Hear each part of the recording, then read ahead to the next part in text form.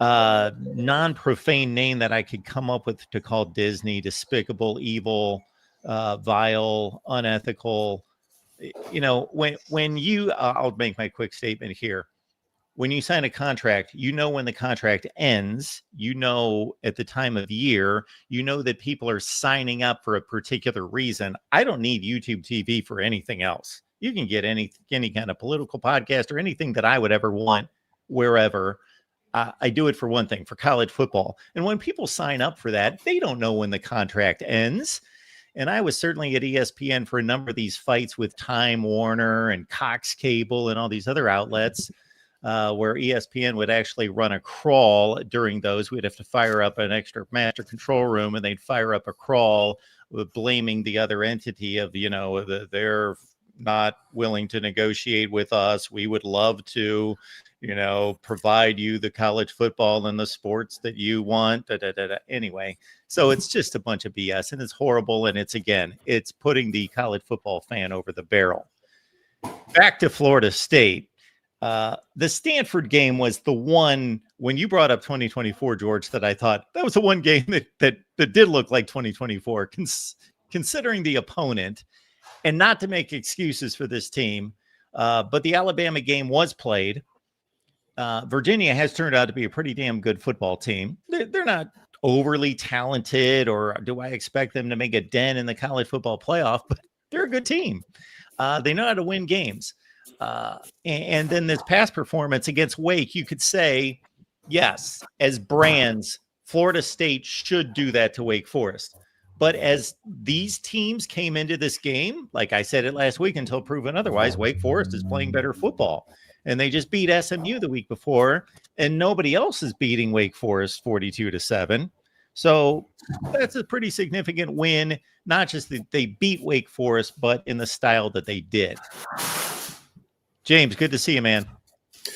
Good to be seen. I'm sorry I'm a little bit late. No problem. I had a young man that goes to a school here in Jacksonville that committed to a school in Tallahassee that I really love, not Florida State. And was just talking to his mom about a little bit of strategy. And a lot of parents don't understand the way this game works, and when you should commit and when you should not commit, or when you should announce your commitment, and when you should not. But just reassuring them, my bad, just took a little bit more time than what I thought it would be. But yeah, man, it feels great to be on this show after a win.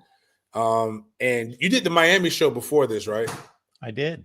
Man, I wanted to tell, could you, next time you talk to Cam, tell him I saw that they're trending toward the TaxSlayer Gator Bowl. And I know a lot of your Miami fans were very high and happy about their college football playoff contender team. So I know when they started this season, one of their goals was, I want to go to the TaxSlayer Gator Bowl in Jacksonville, Florida. So I'm here to host you guys. So when you guys are ready to go, I'm here to give you I got the best tickets, the best seat in the house. I will make sure you guys are well taken care of here in Jacksonville, seeing as one of your best years in 22 years will again see you not even sniffing anything close to an ACC championship. So I'm here. I'm proud of you guys for doing what we say every year. After you beat Florida State or after you play Florida State, your season goes – consistency is one of the fun things in life. And we know consistently after you play Florida State, your season goes downhill. So it's cool. I just love that. I love that for you guys. I'm happy to be there. And depending on whether Carson Beck's needed to be kind of a quasi coach on the sideline, he might be able to join you up in the press box, or maybe maybe you'll join him on the sideline. I don't know. Yeah, like they are not happy, but I am. I'm grateful for us actually. And it's very frustrating. Can I say one other thing? Yeah. Just to wrap things up, I'm sorry, James, just to tag off of the Miami thing before we put that to bed and go on to FSU, because George said this. Actually, George, at the previous show, the Miami show, they weren't complaining about Mario Cristobal. I heard very few complaints in the chat about Mario Cristobal. All the complaining was about the officiating. That was the complaining. Yeah, blaming the officials. So the official that is tough. I was just gonna say that Beck ain't cutting your boy Cristobal or Dawson no slack. And I know that's your boy James. I think it's funny in the interviews. They're trying to get him to say, "Oh, I should have done this." He's like, "No, I just ran the play." Yeah, he's cracking me up. and that's Carson's personality. Is not really just he's not like. But Shannon referees are referees. Coach Bowden used to say, keep the referees out of the game. And that's why I try not to complain about them. They're humans. They're going to make a lot of mistakes as well. The referee didn't throw that interception in the end zone in overtime. A lot of the referee didn't throw four interceptions against Louisville? Some of them were the right throw, but his arm just wasn't in there. Like he's banged up, and it's the truth. But the thing is the line isn't what like you have this NFL line that's not doing NFL things. You have 220-pound running backs that aren't running behind their pads, and you're not leaning on teams. You have a defensive end that everybody claims was better than Jermaine Johnson, that was better than Jared Verse, that was better than your greats at your school, that has 1 sack on the year. He's not right now. He's going to get drafted. He's probably a 2nd-round grade at this juncture, considering what he's been able to do. He's not performing to the level in which you're talking about. He's Bane from Batman, one of the most strongest, most powerful villains that he went up against, and he looks like Bane without the nerve toxin stuff in him. So it is what it is. If they like it, I love it. But I am grateful that last thing I needed to hear is Miami getting to a college football playoff. I would have never heard the end of that mess. But it's cool. They're giving us an opportunity at our worst to continue to play catch up. I believe they'll lose the pit as well. Because let's look at the teams that Florida State has lost to. I believe Florida State should have won those. But Virginia, like you said, Mark, is a better team than what we thought. Like it or not, Virginia is the highest ranked team in the ACC right now. And they are on a trajectory to be able to go to the ACC championship. It's much like us losing to SMU last year. We knew SMU was going to be good, but we didn't know that they would beat Florida State good. And that's what you're seeing with Virginia. There's only one game right now that I just absolutely will never forgive them for, and that is Stanford. And it's not just that they lost to Stanford. Stanford had a backup quarterback, a backup running back, multiple backup offensive linemen, and you just could not get anything going. But what we saw with the Wake Forest game was finally a culmination of everything that Florida State we know that they can do, that we saw against Alabama.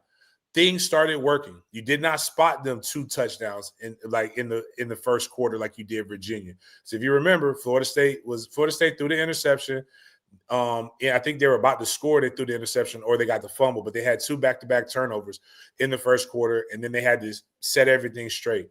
Stanford, we just talked about that. Pitt, just kind of going back and forth.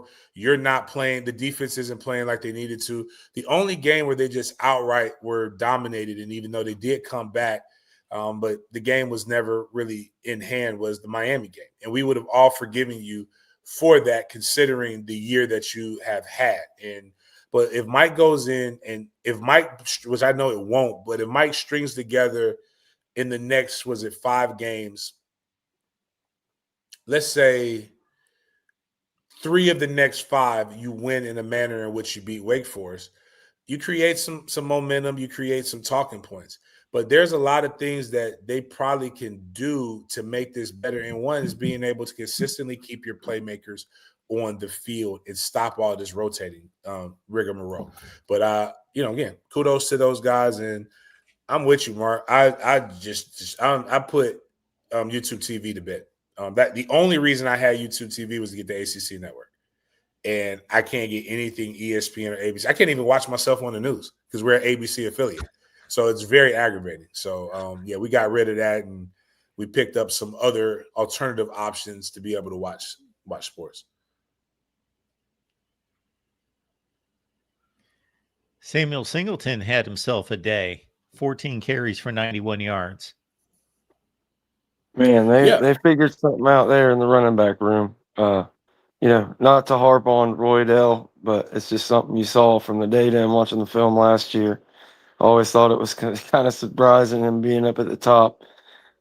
Singleton, some of these other guys had to prove they were going to do the pass protection, not fumble the ball, et cetera, et cetera. But, yeah, I think we've got a pretty good guy in Singleton there. If he can hold on to it and keep doing what he was doing, hitting the holes that are blocked up by the offensive line and with a hurriedness, you know, it was a sight for sore eyes. And just overall, which helped the running game big time.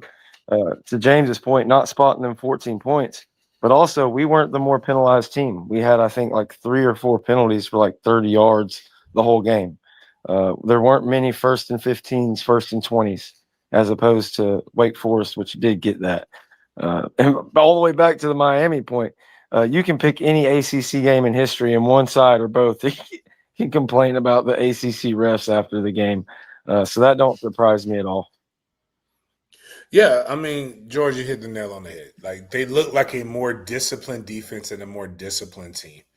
And then the dominant play, it's the Deuce Robinson comparison to Johnny Wilson, like being a better, more athletic Johnny Wilson, just continues to pop into my head, because Deuce will go like, all right, he's just normal, just doing okay, to having big games like this. 5 catches, 148 yards, 1 touchdown is a really, really good thing. But their defense, I want to give kudos to their defense. They played very well. It was a shutout until it wasn't, until they put the backups in.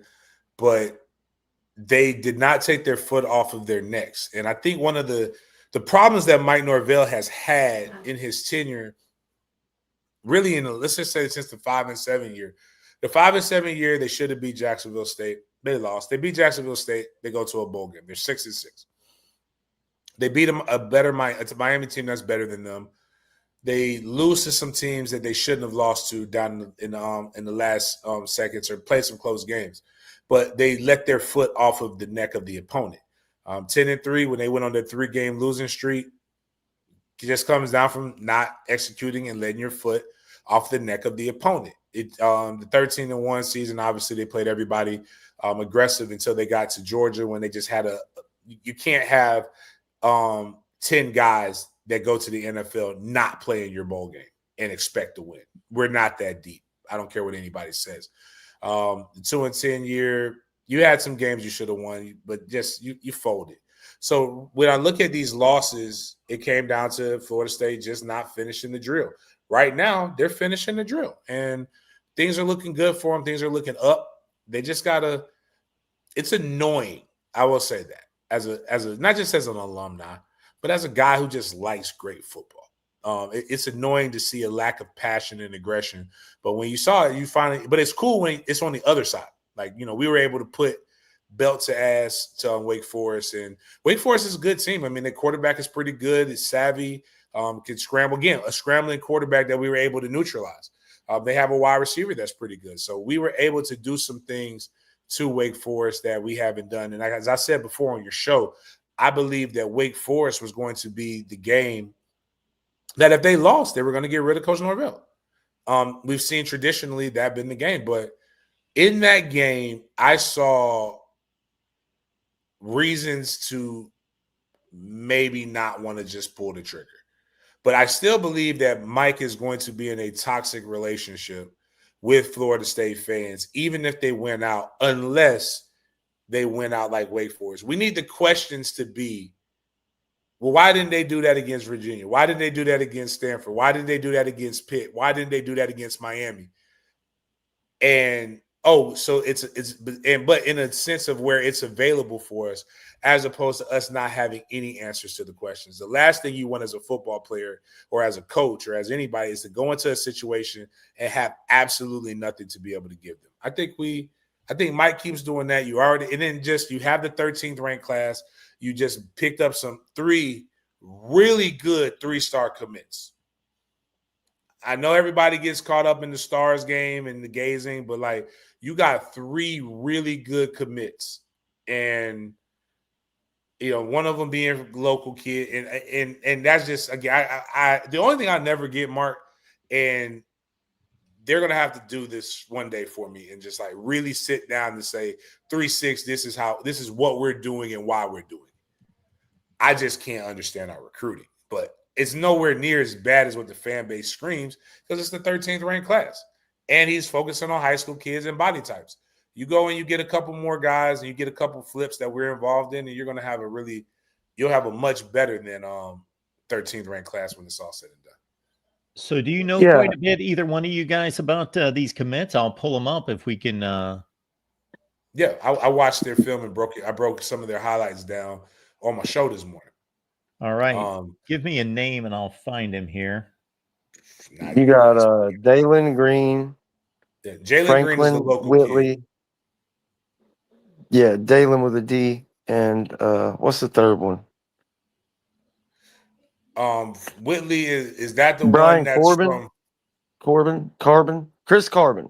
Why am Chris I not Carbon, finding these guys? Franklin The 26th Whitley, class? and Dalen they'll Green. be in the 26th class. Okay. They all three just committed recently.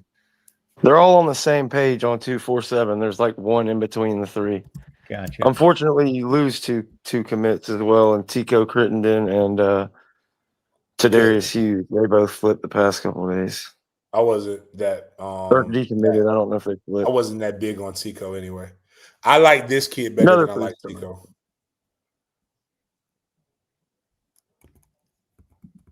But yeah, but you see the pieces, like you start to see if you can get Deuce back next year, Danzy comes back, Chroma comes back, you can start to see, like to James's point, the reasons to hold it together. Another top 15 class to kind of solidify the floor of the program, add to what we got with the Twins.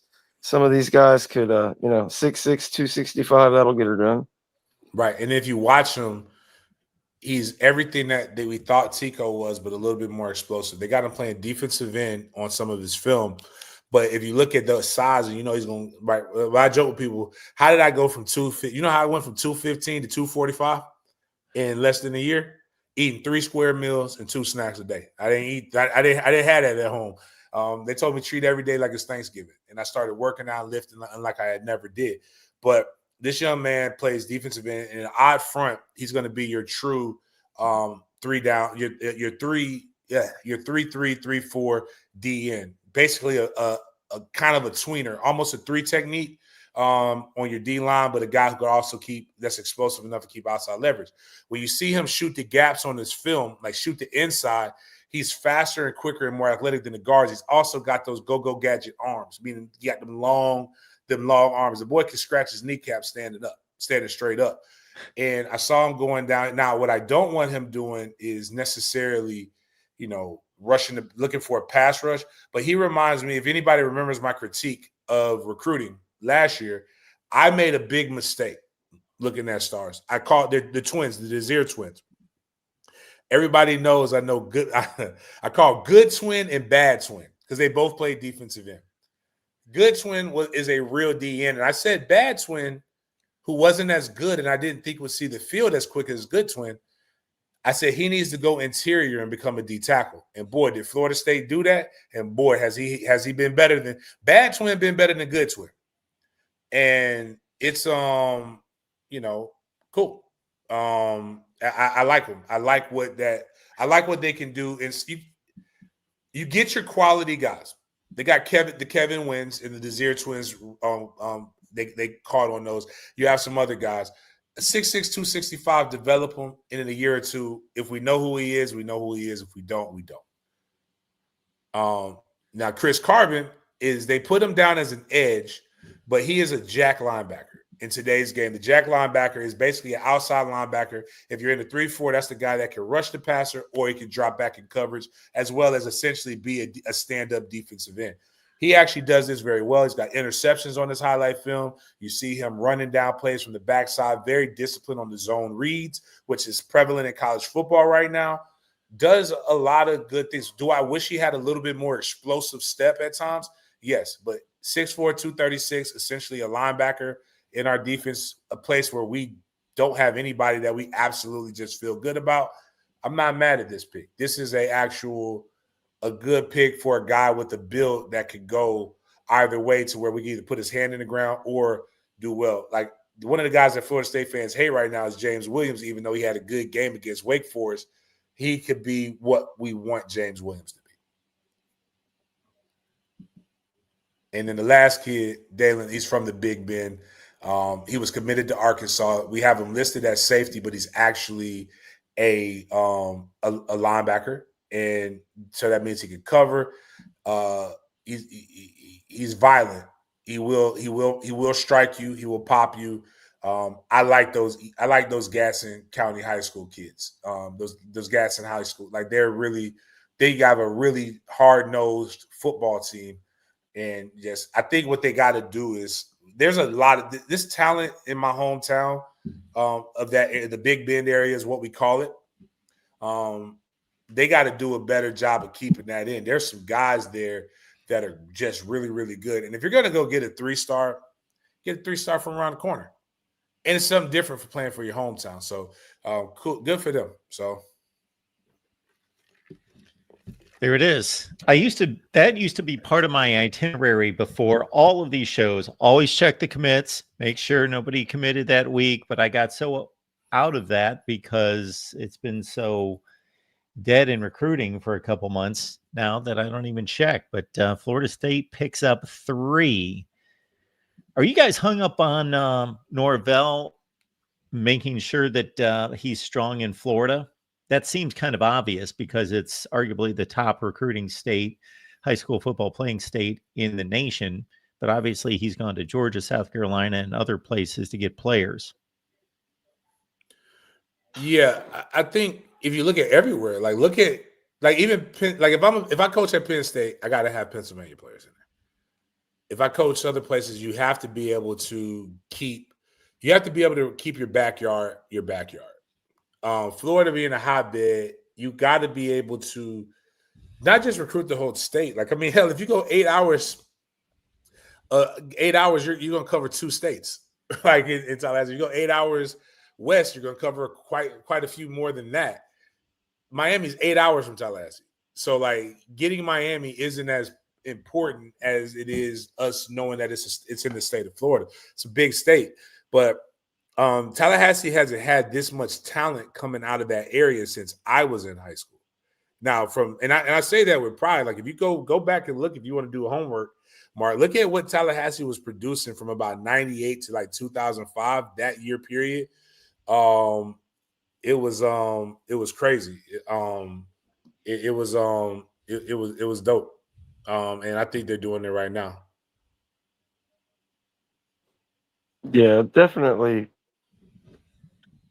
Mike is kind of who he is recruiting. I don't think all of a sudden you're going to turn into this, battling for a top 3 spot. But ever since this new staff was put together, I think they've done a pretty damn good job of evaluating and making sure they take care of the local kids, doing a better job as getting the guys from the Big Bend or whatever the case may be.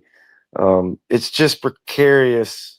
And it's easy to take this stuff with a grain of salt and not get too deep into the recruiting right now, just because the volatility of the situation with Mike Norvell between now and signing day. And it is a business nowadays. And any of these kids that are committed or have just committed, we'll see where it ends up. If we go on this run and Mike wins out, we could get some momentum and push towards the top 10 maybe.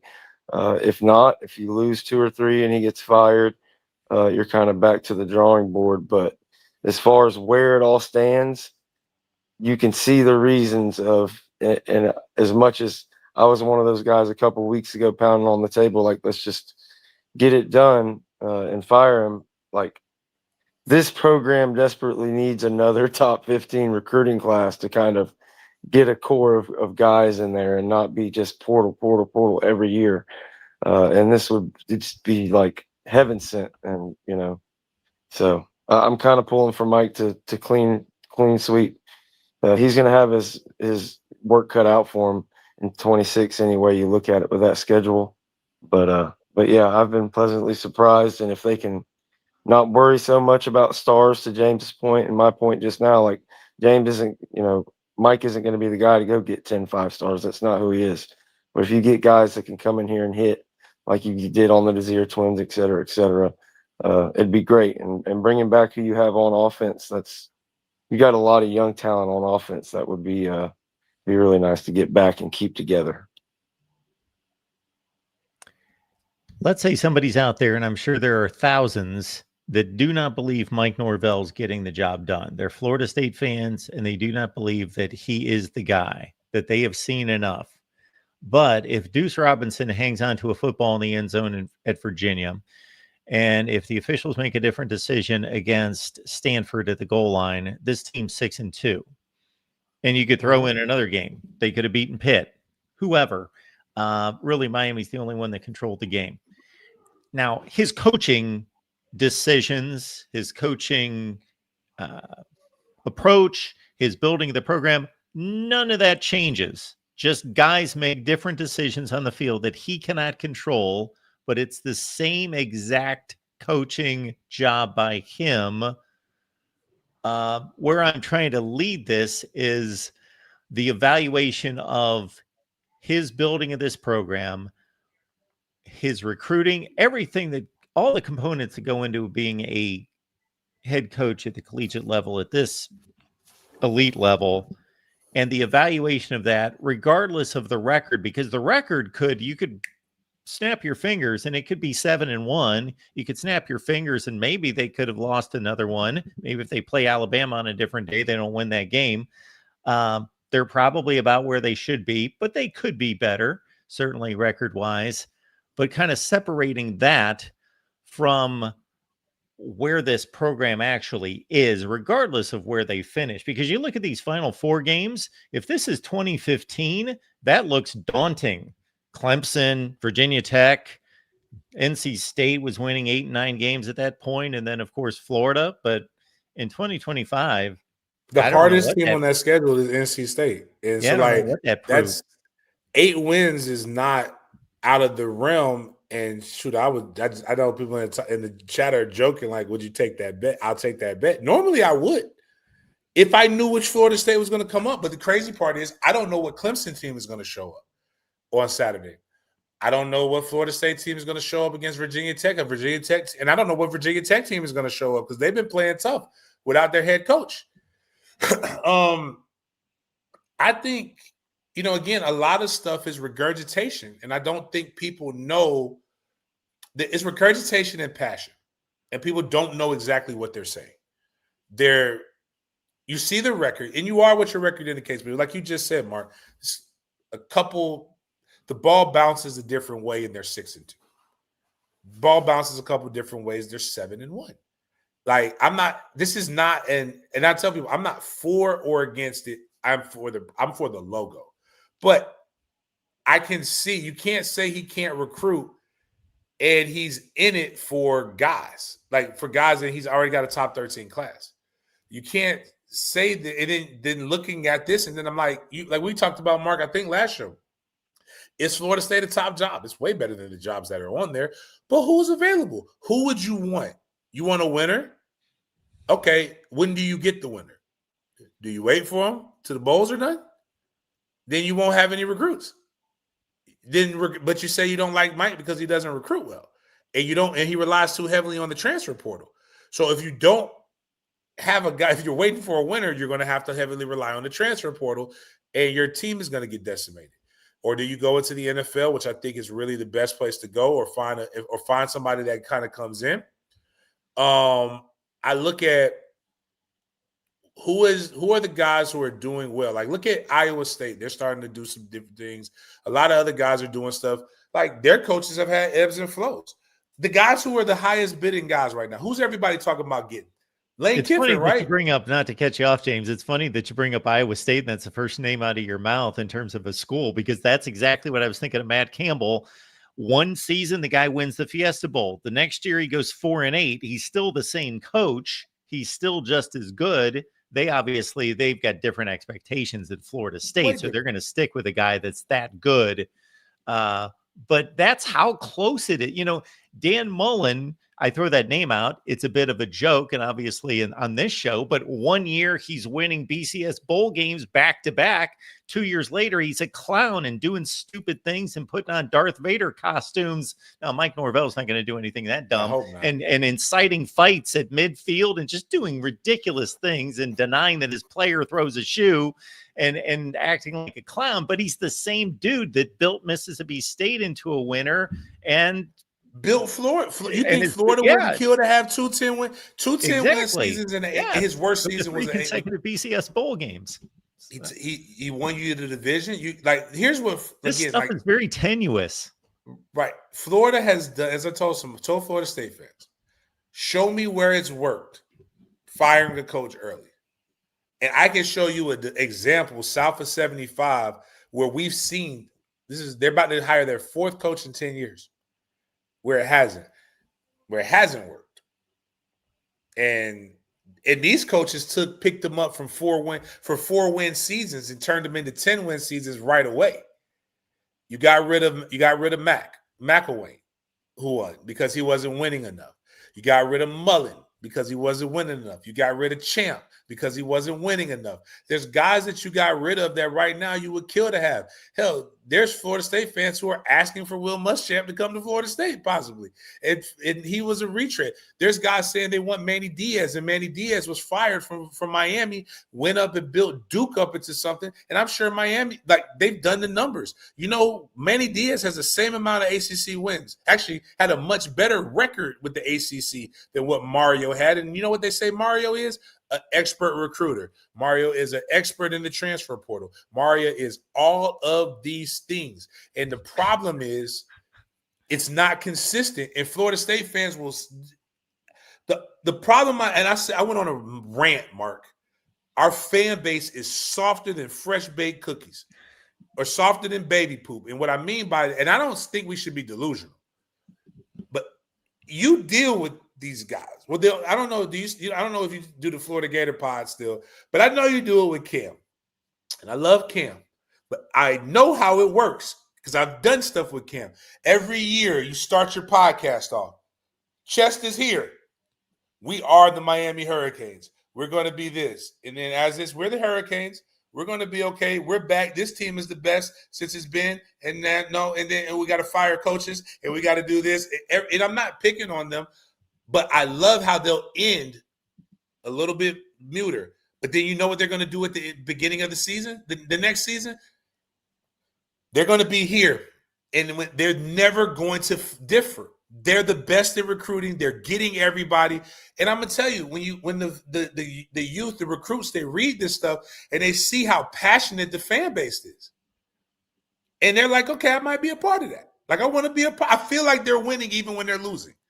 Same thing with Florida. Florida right now expects to land a top class with no head coach and their best recruiter is their top booster, Condren. I've seen him work. I know Condren does a really good job recruiting. The thing that Florida State fans need to do is have more confidence and more bravado. Back the logo. If Mike's there or not, doesn't matter. Back the logo. That is a crazy stat. I just looked it up since you mentioned it. Mark, if you haven't known me to know anything, I am not going to argue with passion and opinions. I am literally going to argue. I'm just going to, my favorite saying to people is when they say something, I want you to write down what you just said and read it out loud. Because you're thinking it, but I don't think you've listened to what it is that you said. So like when I was like Mario, I'm like, hey, Mario's better than Manny. Okay, well, write down their records. Prove to me by not by opinions and what it looks like. Prove to me with the facts of what we would judge a winning program by and show me how Mario is better. Mario costs you more. That doesn't mean it's better. But I say these things to say is when a Florida State fan says we have to fire Mike, I said that appeases the fans. They're not in the business of appeasing fans. Fans want to win. Who would you hire right now? You want to hire a guy who's never had head coaching experience? That doesn't work as often. You want to hire Lane Kiffin? Cool. What has Lane Kiffin won that you envy? Gator Bowl? Mike won the Chief. I can tell you as a guy who works for it, will tell you that the Pop-Tarts Bowl is a higher bowl than the Gator Bowl. Well, he's got a BCS Bowl win. He's got a New Year's Six against Penn State. As a head coach? The year before. Yes. Oh yeah, you're right. You're right. My bad. But you want to fire him because you want to fire a guy because he's not winning championship. What SEC championship has he won as a head coach, not as an assistant? and what natty. And again, I'm not suggesting that Lane isn't a good coach. What I'm saying is you're just about to pay a lot more money for it not solving what the real problem is. Get the infrastructure fixed. If you're willing to pay a buyout, if you're willing to invest $55 million to buy Mike Norvell out, hear me out. That'll be there. Let's take $20 million and invest it and make sure that we have the best coaches, best facilities, best recruits, best all of these other different things, and see if it doesn't work. And you know what's going to happen when you do that? You will now get the best guys.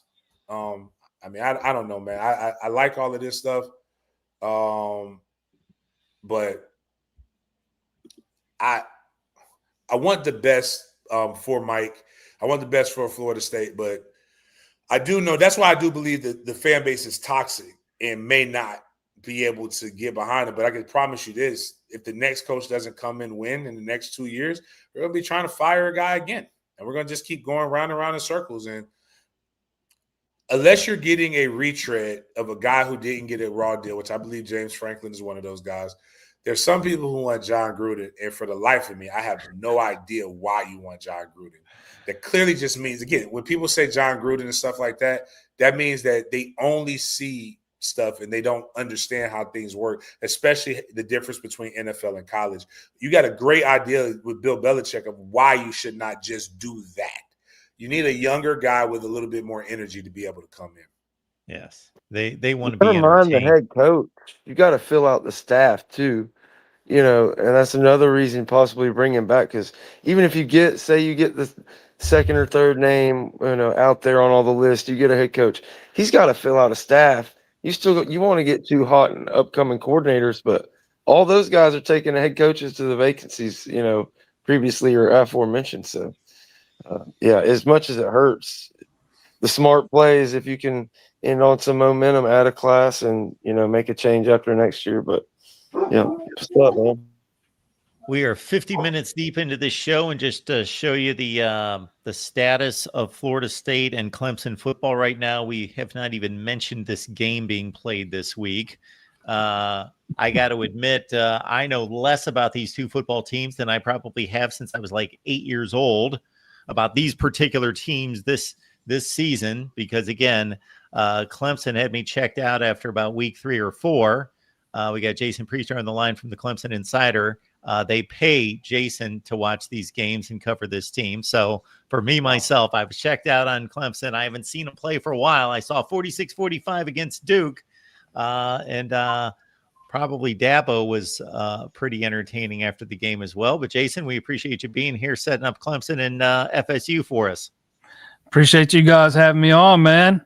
Florida State kind of messed up the way I wanted to present that game. This game this week, I wanted to call it the Florida State, who has not won an ACC game in more than 400 days, against Clemson, who has not won a game at home against a Power 4 team in more than a year. But Florida State messed that up for me when they beat Duke the other day. Yeah, man. Wake Forest. We haven't beat Duke. We wouldn't beat Duke. Duke is pretty good. Like, we beat Wake. Let's not let's not get out of hand, man. Like, give me some time.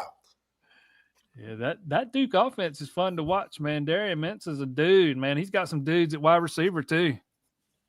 Yeah, well worth paying for the trade that they got at quarterback. And again, a lot of people, everybody talks about the NILs at the big schools, but never talk about what it is with Duke and stuff of that nature. But I had a question, man. Like, I've never seen. I recognize Dabo's voice a lot more. Like, Dabo was talking about everything. Like, is he just that aggravated because he's never lost like this before? What's going on with him? We've kind of gotten different, versions of Dabo, the deeper this thing's gotten. After they got beat by Syracuse, he was, well, let's go back to after Georgia Tech. They were 1-2, and I remember him saying, we might end up being 6-6, but I don't think that's going to be the case. You've beaten North Carolina, Boston College since, but you got your doors blown off by Syracuse. The SMU kind of took you to the woodshed, and then the way this thing played out Saturday against Duke, You know, we've gotten kind of a different version each week, man. And I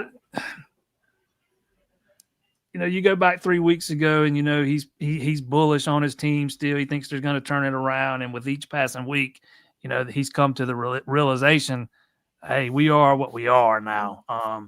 You know, I got to accept this. And you know, his worst season was 6-7, 2010, his second year as the full-time guy. So this is new for him. 9-4 is his worst since then, right? Yeah, 9-4. Every other season's been a 10-win season except for 9-4, and that's 6-7 in 2010. Yeah. So this is definitely new for him. I think there's some cracks in the foundation of the program that are really starting to kind of bear through now. And I think this is going to be a big offseason for him. But yeah, definitely not something that he's used to as a head coach, and he's kind of had to learn how to handle it a little bit, in my opinion. Yeah, because I mean, he's complaining about. So they're not again. Just like we've been talking about. You know, are they going to get rid of Mike Norvell? We don't know. There's no way There's no way they mess with Dabo, right? Dabo is the Bobby of the Clemson program, right? Not first and foremost, they owe him $60 million if they fire him. That's not even counting what it costs to fire the rest of the staff. And I just don't know that they had the money if they wanted to do it. I'm sure they could come up with it, man. In this era with the rev share stuff, I just don't know that they could do it, at least feasibly do it. But yeah, I kind of see Dabo in the same sense as the way I would Bobby Bowden at Florida State. I kind of think when he leaves, he'll probably leave on his own terms. If he can't get this thing turned around, and you have another season like this one next year, I'm sure the pressure will amp up. There's already some talk that he's kind of button heads behind the scenes with some administrators there who are trying to tell him some of the changes they want to see. And Dabo's kind of been around the block. He's an older guy now. A lot of people call him stubborn. He says he's not stubborn. He's just strong in his convictions. Distinction without a difference. But I don't think, even if he kind of agrees with some of the changes some of these people are suggesting, I don't think he likes non-football people trying to tell him how to run his football program. I mean, he straight up made the comment, like, I'll go somewhere else. You know, I wonder if he could have wants a couple of those comments back where it's like, you know, I'm not having the conversation. We're not talking about moving my coordinators. I'll go somewhere else and do it. So I think he's got to the realization now he's a little bit more. Yeah, like James was talking about those Miami fans every year. They're like, Dabo, all right, well, yeah, a little accountability here, though. Yeah, with each week, it's gotten a little bit better. A little bit different with Dabo. I remember Sunday night on his teleconference. I wish I could remember the question that was asked, but I can't. But it was basically something about, you know, what's led to what we've seen, and he just said all of it, everything. And, you know, when he was asked for specifics, the first word he said was recruiting. You know, so, I mean, he knows he's got some issues that's got to be ironed out. And these are deep-seated issues that I don't even, you know, I think you got to look deeper than just making a few changes to your coaching staff. You know, we've already seen you're on your second defensive coordinator since Brent Venables. You're on your second offensive coordinator since Tony Elliott. You got a new linebackers coach in there this year. You've hired a defensive ends coach, a defensive tackle coach in recent years. C.J. Spiller's only been at running back coach for a few years. I mean, we've seen changes to the coaching staff, but the results have not changed. I think you got to start looking a little deeper, man. I think there's still some more tweaks that need to be made to the staff, but I think you got to start looking at how you go about acquiring talent. You know, we've seen a lot of guys kind of get poached from Clemson in the last 2 recruiting cycles. 3 in this one so far, 7 in the last class. Pretty much all of them's been about money. Dabo's more about guys coming in, earning their money rather than giving it to them on the front end, which has led to a lot of schools like Duke. Speaking of Duke and their NIL, those were one of the schools that were able to flip a guy from Clemson last year because they were, you know, willing to offer him more money than Clemson was. It was defensive end Bryce Davis, who's been playing some already as a freshman this year. But I do think there are some foundational things Dabo's got to look at, you know, in the offseason. Nothing you can change mid-season, but, you know, looking at how you acquire talent. Maybe tweaking your recruiting process. Dabo doesn't like to offer guys before their junior year. That's worked forever. But when you're not winning, recruits don't view you the same. A lot of these recruits today, they weren't watching Clemson 10 years ago when they were in the national title game. They were 7, 8 years old. So that Clemson offer doesn't hit the same now as it did back then. You're not going to make it feel quite as special for being so selective as you did 3, 4 years ago if you keep, churning out 3 and 5 starts. So there's some areas I think he's got to look at. Well, the question is, can he identify which ones that need to be tweaked and make those changes? Is he going to go? Has he? I know he had. He made and you got to forgive me. I know you know. I would love to do some more work with you as well, JP, so you can get to know my personality. Dabo says he doesn't want to. Dabo doesn't want to go into the transfer portal. Then he says, "I'm going to go into the transfer portal," and he gets. I think it was a white wide receiver or something that nobody would have been like. Nobody would want, if I remember correctly, but it wasn't like fanfare. Do you think he's going to adapt, adjust, or is he just going to be like, I'm Dabo, this is going to be it, and either I'm going to get it or I'm not going to get it? Well, he got like an all-conference defensive end from Purdue, right? Will Helt. He brought in. Okay, maybe I was wrong. I didn't. I just remember I thought it was a joke at first when I saw. He brought in a wide receiver who's actually ended up being pretty good. He's starting now due to an injury. Who's that? Tristan Smith. Okay. But I know he's been hell-bent against the portal. And that's if you got to listen to everything he says. And a lot of the fans don't buy it because we've not seen it. And I understand that aspect. But he has said on multiple occasions that, like, he used Jeff Scott at South Florida as an example a couple of years ago. He said, if I'm Jeff Scott and I'm starting out at South Florida, he said, I'm building my team through the portal.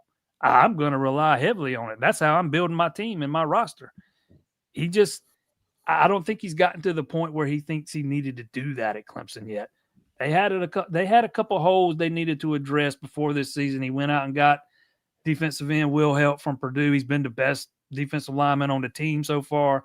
He went and got linebacker Jeremiah Alexander from Alabama, a former 5-star who came close to committing to Clemson, I think in the 22 class, 21 class, can't remember. And then he got the wide receiver, Tristan Smith. So he added 3. But if they're going to be competitive next year, he's going to have to dive in head first. I think they need a quarterback. I think they are going to need multiple defensive backs at safety and corner. I think they might need an offensive lineman or 2, possibly a running back, depending on what happens with that group after the season. So we're gonna really finally get to see Dabo's portal philosophy up close and personal after this season, because if you look who's set to come off the roster, there are going to be gaps and holes everywhere. And he's always maintained that if I think I've got a gap in my roster, I'll have no problem going to the portal. I just don't think I've had that many gaps to date. That's kind of been his message. He's going to have a bunch of them after this season. That 2022 class needs to go back and be studied. I feel like, I don't know if it's because of COVID and guys missing a year of high school ball, some of them, and this and that, but I don't feel like anybody's 22 recruiting class holds up in the light. I think a lot of the top teams now are guys that have a lot of true sophomores and redshirt freshmen and sophomores and stuff on their teams. I'm just sitting here thinking back. I know Texas A&M had the greatest class ever, complete bust. Florida State had a pretty good class, bust. Miami, all those guys are transferred. So, yeah, that foundation is rocky for a lot of guys from that 21 and 22 haul. That 22 class just happened to be when Cade Klubnik was a 5-star. That's how it works. Clemson did end up with a really good receiver out of that class in Antonio Williams, but there are far more busts in that class for Clemson than there are guys that they hit on. Absolutely.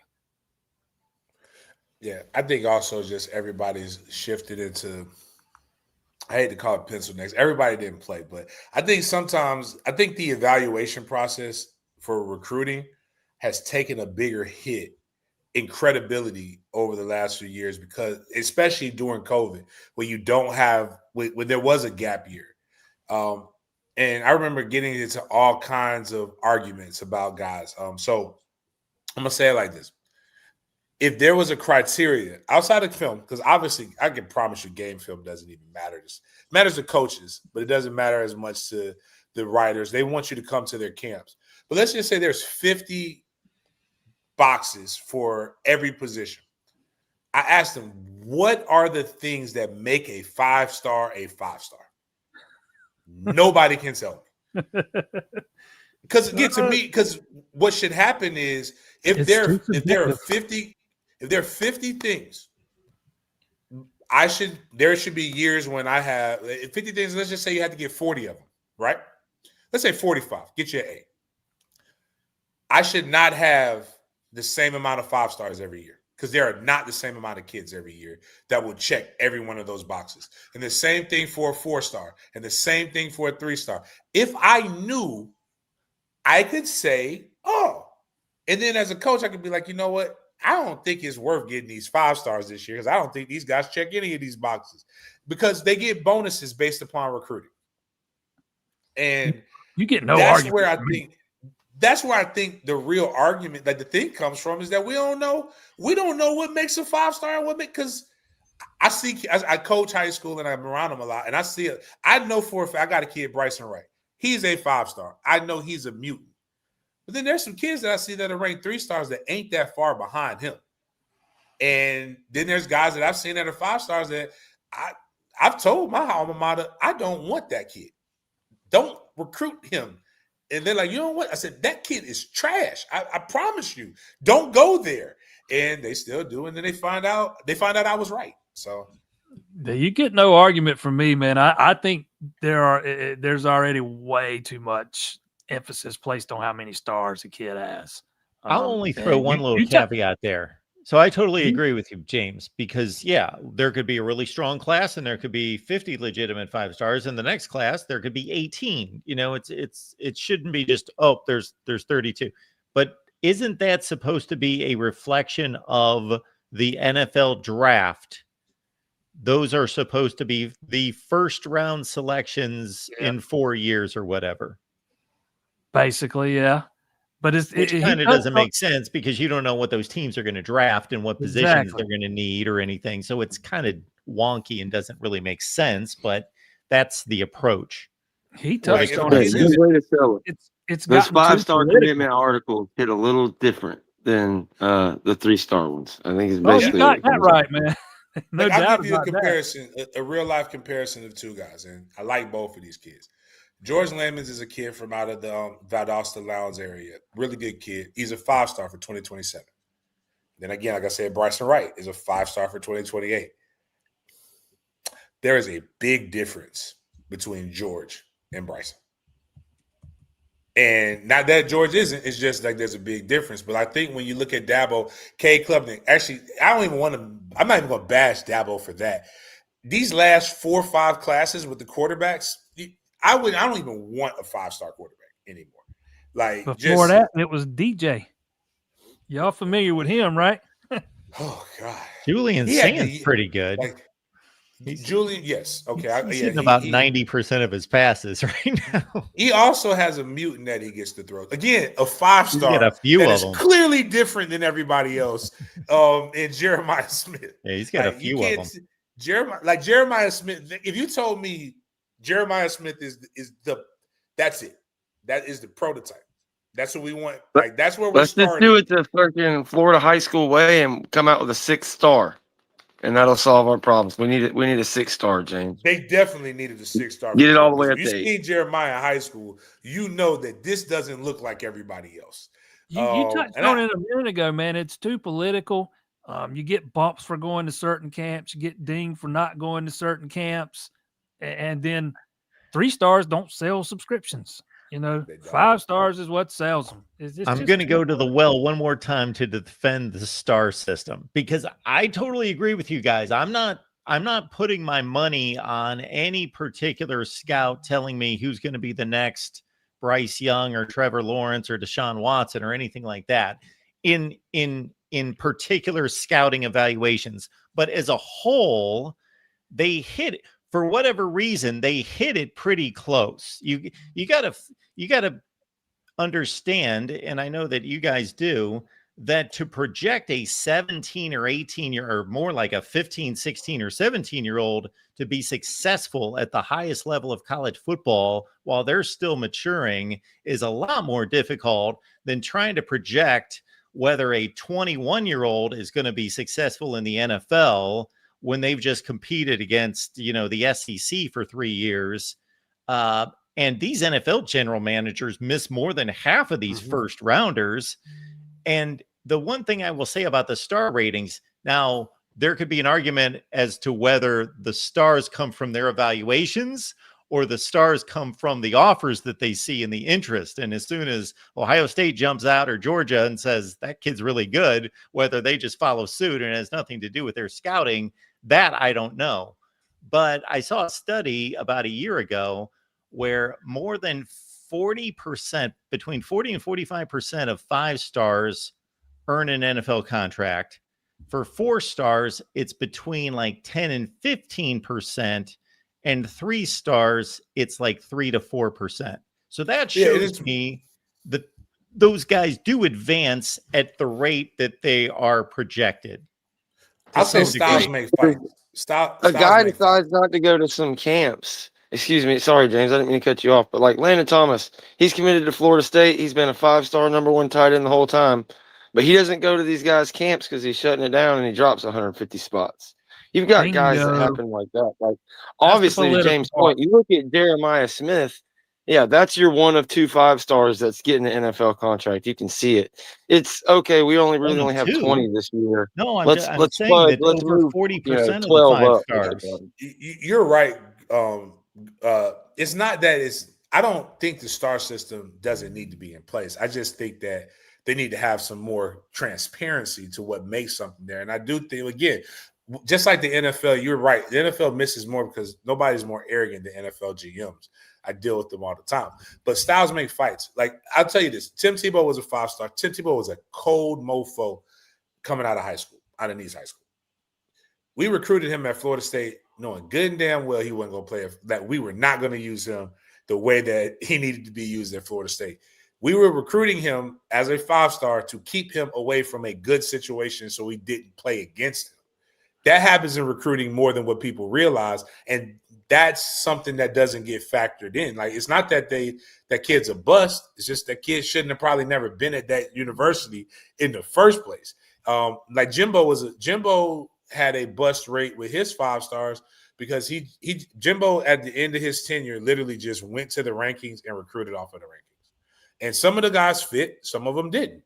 And it doesn't help. Like Ermon Land is a young man who I think is a really, really good, talented player, probably would have been a better player somewhere else. And a lot of his people say he would have been a better safety if he would have started that way as opposed to a wide receiver. But Jimbo brought him in and it didn't work. But then there's other times when it has worked. It's everybody has these things that go on and on. But I think that year when you really didn't have contact, that year when the guys couldn't go and get developed, and then the pressure is to get stuff on these guys younger. Like, I have got kids talk to me, like, if they don't have their offers, actually, this is another show, Mark. Like, they could change everything by really making it to where no offer is committable. You really can't talk to kids until their junior year, and they can't take visits until their senior year.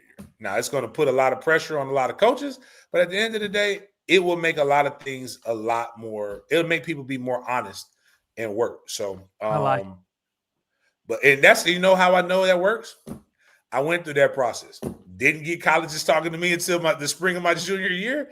It did not go on any visits until and then also get rid of early signing period. You don't need early signing period. If a kid wants to early enroll, all you have to do is sign a grant and aid, and you enroll in January like they've been doing for years. All early signing period does is make things more hectic. But my bad, Mark. This is Florida State. We're talking about Florida State, Clemson. What are some things that Florida State fans need to be worried about with Clemson when it comes to this game on Saturday? I can't think of many. I was going to say that list is shorter than it used to be. Clemson's offense has been playing a little bit better. Or let's say Cade Klubnik's been playing a little bit better. His numbers over his last 3 games are really good. He's looked more like the guy from the end of last year. Didn't play against SMU. He's 2-1 in those games. I'm talking about the Boston College, North Carolina, and Duke game. It seems like Dabo's maybe, I don't know if it was something Dabo did or Garrett Riley's just come to the realization that he needs to run the ball. But they made the running game a point of emphasis against Duke Saturday. First time that's happened really all season. But that would probably be the biggest thing. I think Clemson's offensive line played their best game of the season. The offense kind of, maybe finding its groove, and Klubnik finally getting back to where he was at the end of last season. That would probably be the biggest thing that I'd say you have to worry about. Okay. I'd return it, but I don't know who's coming up. I can tell you this: Mekhi Danzy is really, really fast. I can promise you that. And he's got a high school teammate that he's going to be going up against there at Clemson. You guys got a little bit of Florida high flavor up there with the safety. His dad was a special teams coach at Florida State for some years. I can't think of his name. He used to call him dang it, I know Adrian's and Tanger's in here. George, do you remember the safety that everybody Florida State was a 3-star out of Florida High that's at Clemson right now? Ashton Hampton. Ashton Hampton. Yep. He's starting cornerback. A corner, okay. So he was a safety coming out of high school, if I remember correctly. But there's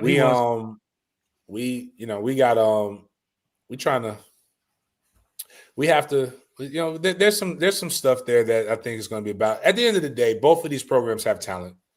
Both of these guys have pride, and they also have some kids that are trying to play for NFL opportunities. But getting into the season, Clemson's D-line was highly regarded as one of the best defensive line units in all of college football, with 4 guys with NFL draft grades. So this will be a challenge for Florida State, and to see if the running game can get going and see how good Herb Hand is. But I think the conference is better when both of these teams are actually competing at a higher level than what they are. So but at the end of the day, you know what's cool? We get paid regardless because of the new rules. We get 5 years, so you can have a couple bummy years as long as you have some really, really good, highly televised years. So we can afford. I was about to say, last I saw, they were both still in the top 3 in the television ratings. Florida State was in the top 3 at 2-10 last year. Yeah. And, James, the deal is when Clemson and Florida State are down, who fills the void? Miami jumps up and dominates the No, I guess not. No, I guess that doesn't happen. I was about to say you said Virginia wrong there. Clemson's biggest issues the past couple of weeks have been on the back end of that defense, man. They had so many busts against Duke that I lost count. The safeties have been absolutely terrible. Hampton, who we just mentioned a minute ago, he's a starter at one corner. He's starting to kind of round into form. He's been pretty good here the last few weeks after having some ups and downs early in the season. First-year starter. Terrell on the other side, a lot more good than bad, but he even had his moments against Duke Saturday, man. But those safeties, they are very susceptible to getting just flat out burned. And those Duke wide receivers took full advantage of it. So if Castellanos can get the ball down the field to his guys, he's going to have some guys open. Guaranteed. All right. Anything else for Jason tonight? JP, we appreciate you being here. What's going on at the Clemson Insider? We gotta try to get you ready for Clemson, Florida State, man. I know apathy has set in among the fan base. I don't know if it's the same way down there in Tallahassee, but it is in Clemson.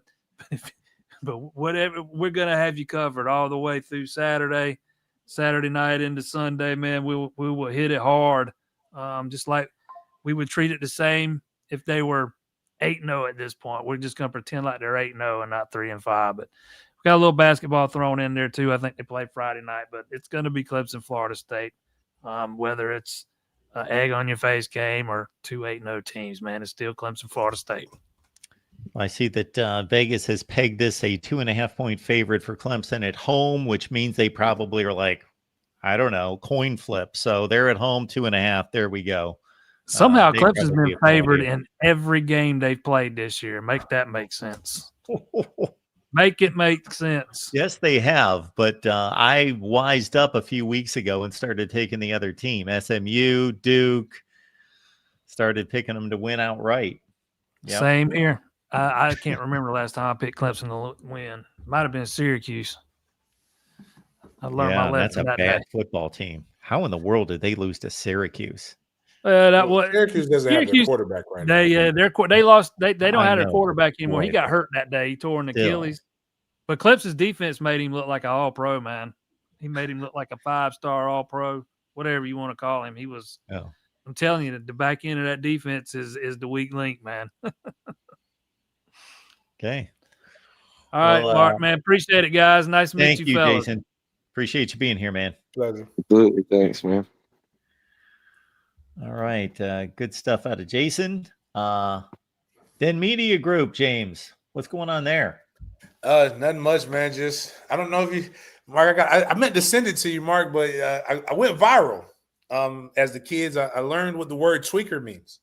And I told Tweak, you can't tweak with the tweakers, young blood. So me and Bryson did a commercial for Battle, the apparel line, and for Trick or Treat. Trick or Tweak is what we did. So the kids are trick or tweaking me and telling me you can't tweak with the tweakers everywhere they see me in Jacksonville.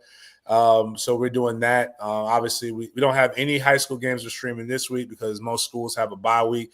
We will be streaming Mandarin's playoff game next week and just putting up a lot of original content, gearing up for our MFTK Spartan 7-on-7 season. We have our youth tryout on Sundays, $25. Anybody want to go and support young men going out here, like it's tough for everybody, so you don't have to feel obligated, but we will play some good ball. And then on the 20th, we have if you're a recruit, Nick, you want to come to Jacksonville, Florida on the 20th and observe our high school showcase, which will be an all-day event. It's going to be crazy. It's going to be dope. We have obviously Bryson Wright. We have been getting texts of kids ready to do a commitment on Monday. Tune into all my social medias. We will be doing a really, really good rollout of commitment. So some of the top prospects in Southeast Georgia and North Florida, really South Georgia, North Florida will be on this team. So it's going to be fun. I can't wait. Sports Den Live at Big Game James _36. A lot of those different things. You can go check me out for all the updates with that. Renegade Report. Man, just covering some FSU football. As always, go check out the roast with Jen Santee and Tiny Hat CEO. We're still trying to get Jen back on Twitter. Elon, if you're watching, come on now. Her account got hacked, so Oh no. she's right there on the line of finding if she's going to get hers back or if she's going to have to start back from scratch. So Oh man. go support the roast. They do that every Monday at 8:15. Stay tuned for any shows that pop up, talking football, post game stuff like that. But yeah, man, just we really talking about this whole coaching situation and taking it for what it is, one win at a time. Go team. That's where we're at with it. All right, folks, we'll be back to talk Florida State with James and with George next week, either Tuesday or Wednesday, most likely. Keep those notifications rolling so you know when we go live, and we will see you in just a couple hours as well. Actually, 10 p.m. Eastern time, taking your calls and talking Oregon football in particular, but also taking your calls about the CFP rankings or whatever else is on your mind for week 11 of college football, 10 p.m. Eastern time on the main channel. See you then.